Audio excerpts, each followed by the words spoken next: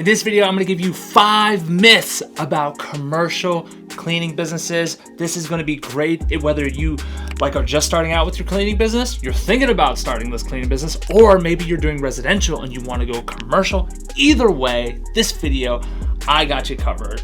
But first, what's up everyone? Mike Mak here, founder of AutomatedCleaningBusiness.com, and I'm back with another video. We're talking about myths here. Sometimes there's this oh, I want to do commercial, but I don't know if I could, or I wouldn't even know where to start, blah, blah, blah, blah. Listen, there are myths out there, and I don't want any of them clouding your judgment when you are thinking about starting your commercial cleaning business, or you're thinking about growing your cleaning business, or you're thinking about jumping to commercial from residential. So either way, we got you covered, and we're not wasting any time. We're starting right now. All right, myth number 1 when it comes to starting a commercial cleaning business, or just cleaning business in general, commercial. What's the biggest myth? This one's a dirty myth, and you hear it a lot on the residential side, and that is cash flow issues. Yes, I hear it all the time. It's like, Mike, I just want to grow my residential a little bit more, and then I'll start dipping into commercial because, what I love about residential is just cash flow versus commercial when you're waiting 30, 60, even 90 days. Can you even imagine? Could you imagine doing the cleaning and then having to wait 90 days to get that month, not caught up in 90 days, meaning get that month? Yeah, totally. I understand. And I understand why that is something people say, because it tends to be the case if you don't know how to do business otherwise. So for me, I can tell you flat out, it's a myth. All of my clients pay not 60 days behind, not 30 days behind. All of my clients pay up front. That's right.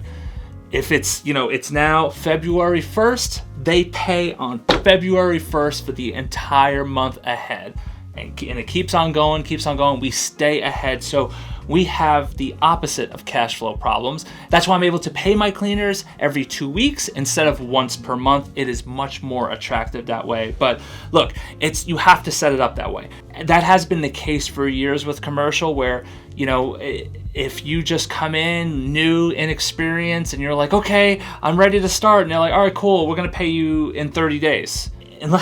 If you know what you're doing, it's a no factor. It's a non-issue. All you have to, you just have to know what you're talking about, and then you can get all of your clients to pay up front. That way, you never have to worry about that. So rest assured, if you ask for the money up front commercial, you'll get paid ahead of time every 30 days to make sure your cash flow is always great. Let's get to the second one. All right, myth number 2 about commercial cleaning businesses is owner cleaning.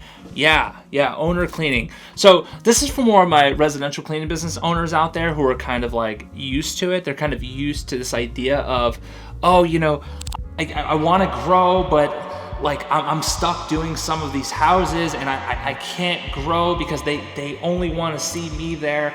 And it's I totally understand that. Because I think about my house where my wife is there, and my child's there. And, when we have our cleaners show up, I would feel very uncomfortable if the woman who ran the cleaning company wasn't there. And the truth is, they all do a good job, everyone she brings with her, but I don't know, there's just that real trust thing, that it's a high trust level there, right? Because, there's jewelry, there's stuff in the house, and you just want to feel ultimately very comfortable. And if someone brand new comes to your house that you don't really have that trust with, you could see how that could be an issue. But on the commercial side of things, there is no expectation that you, the business owner, will be doing any of the cleaning. In fact, it's the absolute opposite. If you take over, and let's say you land a high ticket account and they see you doing the cleaning, that's a red flag. That's a red flag for so many reasons. I want to keep this video short, but just in a nutshell, if you, the owner, is cleaning the space, even if you have a couple cleaners with you, it just doesn't set the right example. You don't come across like a professional company that knows what they're doing in terms of, landing these larger accounts, putting teams there, and moving on. So not only should you not clean for time and growth purposes, but you should also not clean because it puts the wrong image in your customer's eyes. Let's get to the next one. All right, before we get into the next thing, listen, if you are finding this valuable, if you're like, this is good content, I like this, Don't leave it up to the YouTube algorithm people out there to make sure you keep getting this content. Hit that subscribe button if you haven't already. Hit that bell so you know when new videos go live. I'm here to help you. So please help me help you. All right, let's get back to the content. All right, myth number 3, to clean houses, you could just go clean houses. But to clean offices, you need so much stuff. Right? I don't know what to title this one, but I would say in a nutshell, the myth is that you need a lot of permits and special licenses to clean commercial offices. And let me tell you something right now, this is gonna be really quick. That's not true. It's just not true. Now, there are certain special rare occasions, like I would say if you wanted to clean a medical facility where they do surgeries, that's a different level. That, of course, you would need something special for that because, people are like their bodies to open and there's germs. I got to make sure you are a pro and you know what you're doing. But listen, I've never cleaned one of those facilities, and I have no ambition to clean one of those offices. I don't need those offices. I like the high ticket $5,000 to $10,000 per month clients. That's what I like. I don't need those larger spaces. So for those offices, like your general offices, your dealerships, your gyms, your churches, those types of offices, and there are many more, those types of offices, you don't need any special licenses, you don't need special permits. So if you can clean a house at a high level, you will knock it out of the park with your cleaning with the commercial. I said all needs to be said on this one. Let's get to the 4th thing. All right, myth number 4 about commercial cleaning businesses is tons of equipment. That's right. I see it sometimes. I see it from people that are like, oh, I want to start a commercial cleaning business, but I need so much equipment. Like, what do I need? Do I need a carpet machine? Do I need this? Do I need that? Do I need that? Well, what do I need, Mike? How much do I need? Not much. Not much. Seriously.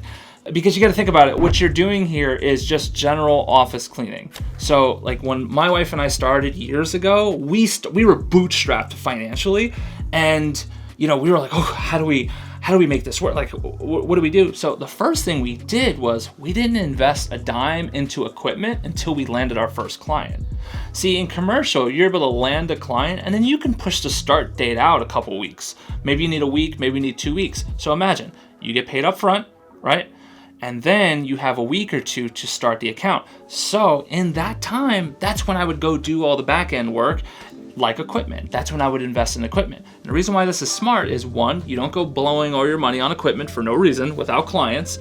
And 2, when you actually have the client, it's a lot easier to buy the equipment, not only financially because they just paid you, but the other reason why it's easier is because you know exactly what this space needs. You know what kind of vacuum would be best. You're just set up. I mean, let's keep it really short. You know how to take care of them. So that's why I would say don't worry about equipment. It's you don't need all these fancy, carpet machines and glass. You listen, all you need when it's time, get yourself a good professional vacuum, and then from there, get yourself a bunch of microfibers, mops. I mean, I have a video, it's on the channel. I can show you how to do it for really, really, really cheap. But the point is, don't let this get in the way. You don't need much equipment, all right? Let's get to the last thing. All right, myth number 5 about commercial cleaning businesses is hard to clean. Yeah, I see it. I see it all the time. I get comments about it. I get emails about it like, I want to do this. I really do, but I don't know how to clean. Let me tell you how I learned how to clean. I learned how to clean years and years ago because one of my first nighttime jobs was, commercial cleaning. Actually, one of my first jobs ever. I was doing this at night. And the way I learned how to clean was I followed around this gentleman, and he just kind of showed me each area. Like, okay, you wipe this, you take out this trash liner, you tie the knot there, you wash glass like this. Don't do that, do this instead. For an account that was like, maybe 3,000 or 4,000 square feet, it might have taken me a half hour. There's so many tutorials on YouTube and everything. The point is it's a simple clean if you're brand new. So don't worry about that. If you're coming from residential, it's even easier for you because I'll always believe this until the end of time.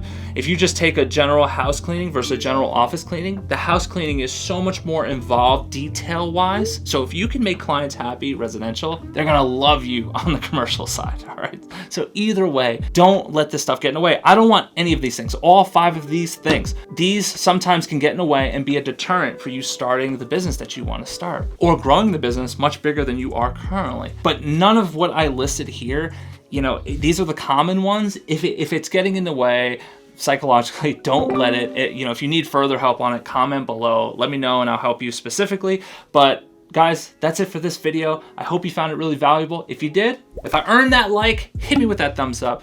And if you like this video, you're gonna love this video. Peace.